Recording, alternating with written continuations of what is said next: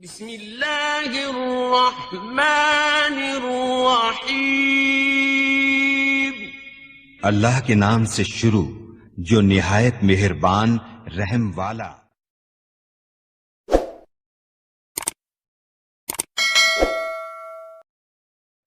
نیت کرتا ہوں نماز جنازہ فرض کفایہ 7 4 تکبیروں کے، ثنا واسطے اللہ تعالیٰ کے، درود واسطے نبی کریم صلی اللہ علیہ وسلم کے، دعا واسطے اس حاضر میت کے، پیچھے اس امام کے، اللہ اکبر، یہ نیت ہوتی ہے۔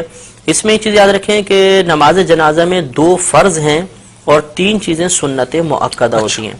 ایک فرض تو ہوتا ہے آدمی کا کھڑے ہو کر نماز جنازہ ادا کرنا، قیام اس میں فرض ہے، بلا عذر بیٹھ کے پڑھی تو نماز نہیں ہوگی۔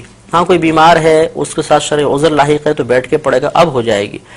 اور دوسرا رکن ہوتا ہے 4 تکبیریں، جنازے کی 4 تکبیریں فرض ہیں، اور 3 چیزیں اس میں سنت مؤکدہ ہیں، ثنا پڑھنا، درود پاک پڑھنا اور میت کے لیے دعا پڑھنا۔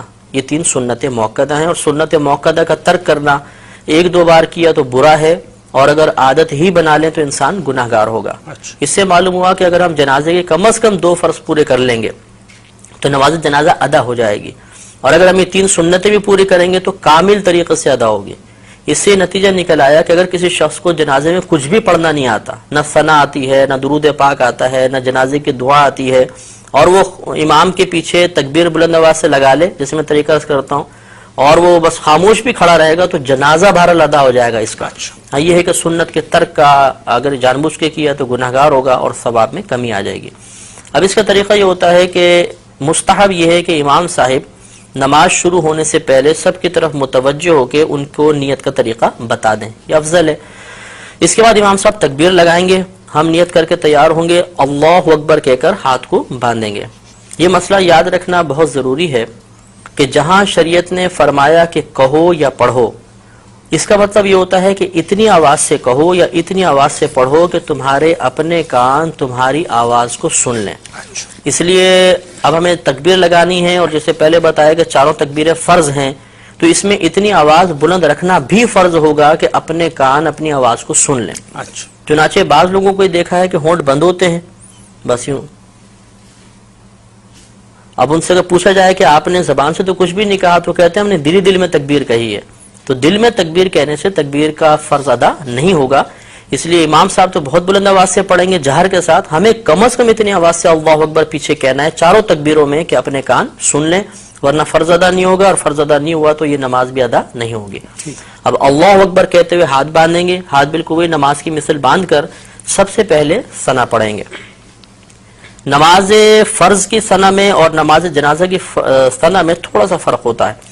اس میں اس طرح ہم پڑھیں گے سبحانک اللہم وبحمدک وتبارک اسمک وتعالی جدک وجل ثناؤک ولا الہ غیرک۔ تو وجل ثناؤک کے لفظ اس میں زیادہ ہوتے ہیں، یہ کسی بھی کوئی نمازی جنازے کی کتاب ہو اس میں یہ پورے لکھی ہوگی ثنا، اچھی طرح ہمیں یاد کر لینی چاہیے۔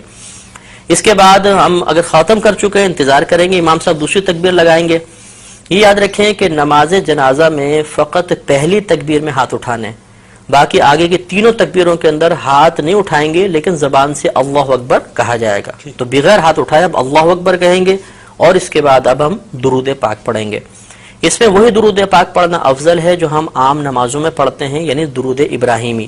لیکن اگر کسی کو یاد نہ ہو تو کوئی بھی درود پاک پڑھ لیں، بلکہ یاد ہو اس کے باوجود دوسرا درود پاک پڑھیں گے تب بھی نماز ہو جائے گی، اور افضل یہ تھا کہ درود ابراہیمی پڑھا جاتا۔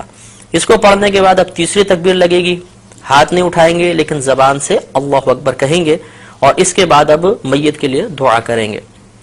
اگر نابالغ لڑکا ہے تو اس کی علیحدہ دعا ہے، نابالغ بچی ہے علیحدہ دعا ہے، اور بالغ مرد و عورت کی ایک ہی دعا ہوتی ہے۔ یہ دعائیں ہمیں نماز جنازہ کی کتابوں سے یاد کر لینی چاہیے۔ اگر بالفرض کسی کو یہ دعائیں یاد نہ ہوں تو کوئی بات نہیں، وہ کوئی بھی ایسی دعا کر لیں کہ جس میں امور آخرت کے بارے میں کچھ طلب کیا گیا ہو، دنیاوی کوئی چیز نہ طلب ہو رہی ہو، آخرت کے بارے میں، تو یہ ہم کوئی بھی دعا اس میں پڑھ سکتے ہیں۔ تو اس طرح ہماری نماز تقریباً مکمل ہو گئی۔ اب چوتھی تکبیر آئے گی، امام صاحب چوتھی تکبیر لگائیں گے، ہم نے ہاتھ نہیں اٹھانے لیکن زبان سے اللہ اکبر کہنا ہے، اور یہ اب سنت کریمہ ہے کہ جیسے ہی تو چوتھی تکبیر لگے اور سلام پھیریں تو ہاتھ کھول دیں، اور ہاتھ کھولنے کے بعد پھر السلام علیکم ورحمۃ اللہ، السلام علیکم ورحمۃ اللہ، دونوں طرف سلام پھیر دیا جائے گا۔ اب یہ یاد رکھیں کہ جہاں تکبیر کے بعد کچھ پڑھنا ہے اس میں ہاتھ بند رہیں گے، اور جہاں تکبیر کے بعد کچھ نہیں پڑھنا ہوتا وہاں ہاتھ باندھنے کی ضرورت نہیں ہوتی، ہاتھ کھول دیں گے۔ تو پہلی 3 تکبیروں میں چونکہ تکبیر کے بعد کچھ پڑھنا تھا تو ہاتھ بندے رہے، چوتھی میں کچھ محل ہی نہیں ہے پڑھنے کا تو ہاتھ کھول کر پھر ہمیں سلام پھیرنا۔ مفتی صاحب عموماً لوگ یہ غلطی کیا کرتے ہیں کہ صاحب وہ جو چوتھی تکبیر ہے اس میں ہاتھ اسی انداز سے بندھے رہتے ہیں اور سلام پھیرتے ہیں، وہ مطلب یہ خلاف سنت ہو جائے گا، اچھا۔ نماز ہو جائے گی خلاف سنت ہے کہ ثواب میں کمی ہوگی، سنت یہی تھی کہ ہاتھ کھول کر پھر سلام پھیرے۔